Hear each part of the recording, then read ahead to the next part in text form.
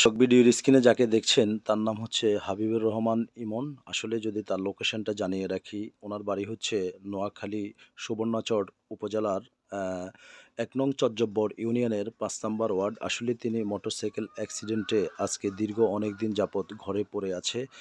আর টাকার অভাবে কিন্তু তার উন্নত চিকিৎসা করা হচ্ছে না। প্রিয় দেশবাসী এবং প্রবাসী ভাই যারা যে যেখান থেকে দেখছেন, অবশ্যই এই ভিডিওটা আপনারা সর্বোচ্চ শেয়ার করবেন এবং মানবিক সৈকত ভাইয়ের কাছে যেন এই ভিডিওটা অন্তত পৌঁছায় সে ব্যবস্থা করে দিবেন। এবং মুজাহিদ ভাই লক্ষ লক্ষ টাকা মানুষকে দিচ্ছে, সেই মুজাহিদ ভাইয়ের কাছে যেন এই ভাইয়ের ভিডিওটা যেন পৌঁছায়। আপনারা সর্বোচ্চ বেশি বেশি করে শেয়ার করবেন এবং তার যেন আপনাদের টাকার বিনিময়ে এবং সাহায্যের বিনিময়ে তার ট্রিটমেন্ট করা হবে। আসলে কিন্তু টাকার অভাবে তাকে ট্রিটমেন্ট করতে পারছে না।